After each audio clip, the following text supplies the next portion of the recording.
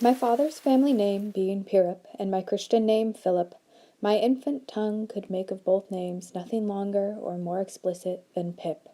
So I called myself Pip, and came to be called Pip. I give Pirrip as my father's family name on the authority of his tombstone and my sister, Mrs. Joe Gargery, who married the blacksmith.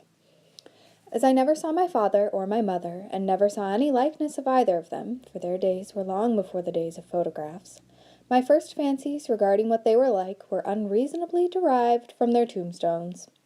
The shape of the letters on my father's gave me an odd idea that he was a square, stout, dark man with curly black hair.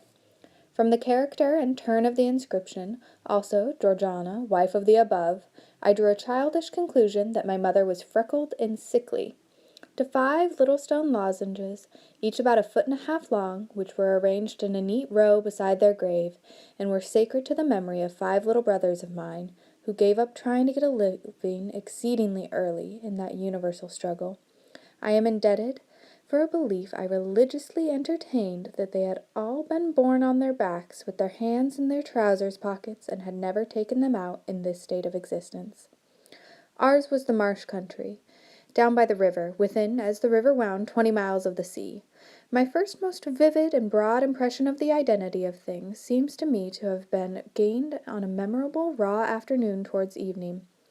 At such a time I found out for certain that this bleak place overgrown with nettles was the churchyard, and that Philip Pirrip, late of this parish, was, and also Georgiana, wife of the above, were dead and buried, and that Alexander, Bartholomew, Abraham, Tobias, and Roger, infant children of the aforesaid, were also dead and buried.